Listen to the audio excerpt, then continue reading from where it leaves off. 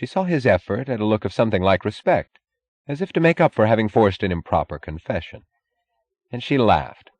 "No, not that either. I guess I'm one of the tycoons myself.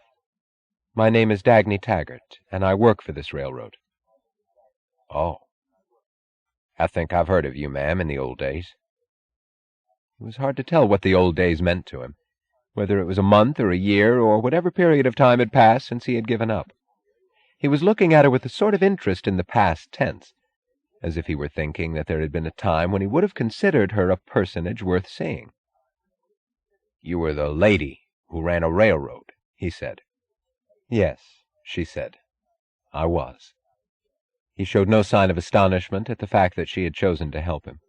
He looked as if so much brutality had confronted him that he had given up the attempt to understand, to trust, or to expect anything. "When did you get aboard the train?" she asked. "Back at the division point, ma'am. Your door wasn't locked." He added, "I figured maybe nobody would notice me till morning on account of it being a private car." "Where are you going?" "I don't know."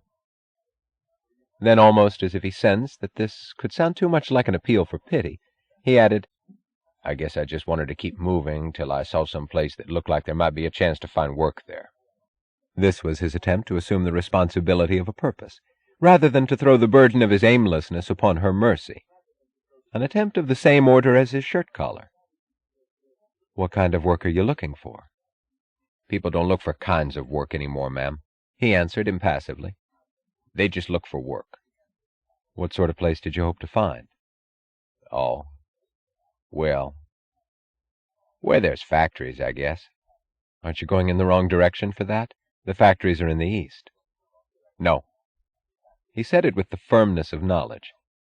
"There are too many people in the east. The factories are too well watched. I figure there might be a better chance someplace where there's fewer people and less law."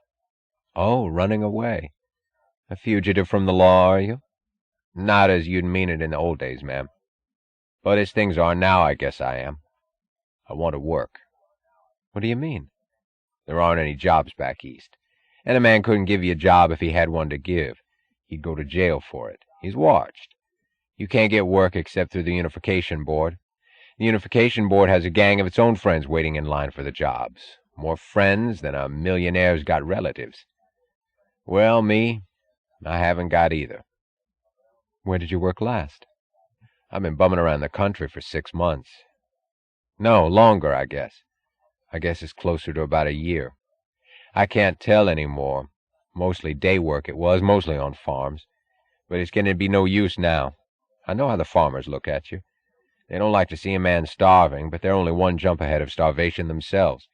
They haven't any work to give you, they haven't any food, and whatever they save, if the tax collectors don't get it, then the raiders do. You know, the gangs that rove all through the country. Deserters, they call them." "Do you think that it's any better in the West?" "No, I don't." "Then why are you going there?" "Because I haven't tried it before. That's all there is left to try. It's somewhere to go, just to keep moving.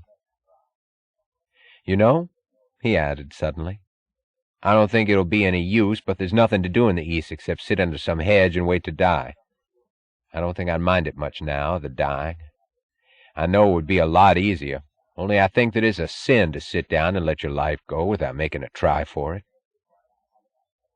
She thought suddenly of those modern college-infected parasites who assumed a sickening air of moral self-righteousness whenever they uttered the standard bromides about their concern for the welfare of others. The tramp's last sentence was one of the most profoundly moral statements she had ever heard. But the man did not know it. He had said it in his impassive, extinguished voice, simply, dryly, as a matter of fact. "What part of the country do you come from?" she asked. "Wisconsin," he answered. The waiter came in, bringing their dinner. He set a table and courteously moved 2 chairs, showing no astonishment at the nature of the occasion. She looked at the table. She thought that the magnificence of a world where men could afford the time and the effortless concern for such things as starched napkins and tinkling ice cubes, offered to travelers along with their meals for the price of a few dollars, was a remnant of the age when the sustenance of one's life had not been made a crime, and a meal had not been a matter of running a race with death. a remnant which was soon to vanish, like the white filling station on the edge of the weeds of the jungle.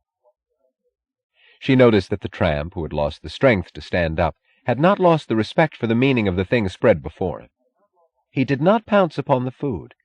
He fought to keep his movements slow, to unfold his napkin, to pick up his fork in tempo with hers, his hand shaking, as if he still knew that this, no matter what indignity was ever forced upon them, was the manner proper to men.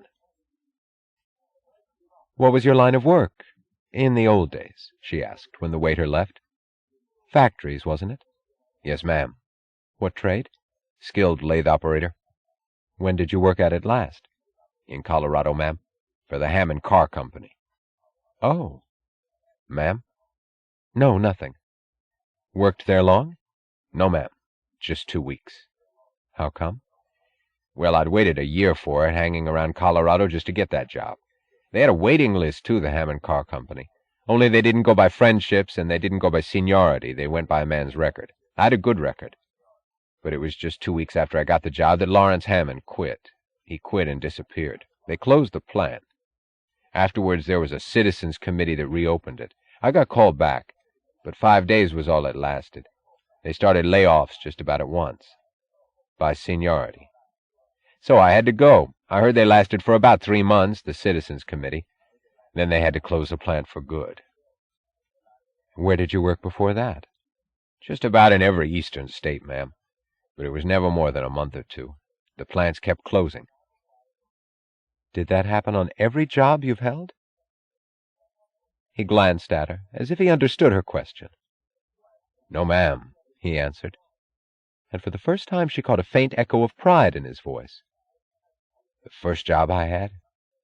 I held it for 20 years. Not the same job at the same place, I mean. I got to be shop foreman. That was 12 years ago. Then the owner of the plant died, and the heirs who took it over ran it into the ground. Times were bad then, but it was since then that things started going to pieces everywhere, faster and faster. Since then, it seems like anywhere I turned, the place cracked and went. At first we thought it was only one state or another. A lot of us thought that Colorado would last, but it went too. Anything you tried, anything you touched, it fell. Anywhere you looked, work was stopping. The factories were stopping. The machines were stopping." He added slowly in a whisper, as if seeing some secret terror of his own, "The motors were stopping." His voice rose. "Oh, God, who is—" and broke off. "John Galt?" she asked. "Yes," he said, and shook his head as if to dispel some vision. "Only I don't like to say that." "I don't either. I wish I knew why people are saying it and who started it." "That's it, ma'am. That's what I'm afraid of. It might have been me who started it." "What?" "Me or about 6,000 others. We might have. I think we did. I hope we're wrong." "What do you mean?" "Well, there was something that happened at that plant where I worked for 20 years. It was when the old man died and his heirs took over. There were 3 of them, 2 sons and a daughter, and they brought a new plan to run the factory. They let us vote on it, too, and everybody, almost everybody, voted for it. We didn't know. We thought it was good. No, that's not true either. We thought that we were supposed to think it was good.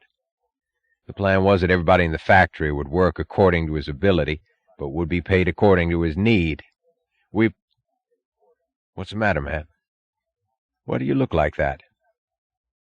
"What was the name of the factory?" she asked, her voice barely audible. "The 20th Century Motor Company, ma'am, of Starnesville, Wisconsin."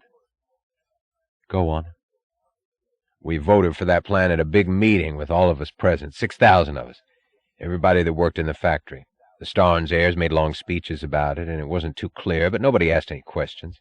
None of us knew just how the plan would work, but every one of us thought that the next fellow knew it, and if anybody had doubts, he felt guilty and kept his mouth shut, because they made it sound like anyone who'd opposed the plan was a child killer at heart, and less than a human being. They told us that this plan would achieve a noble idea. Well, how were we to know otherwise? Hadn't we heard it all our lives, from our parents and our school teachers and our ministers, and in every newspaper we ever read, and every movie, and every public speech? Hadn't we always been told that this was righteous and just?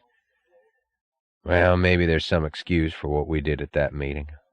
Still, we voted for the plan.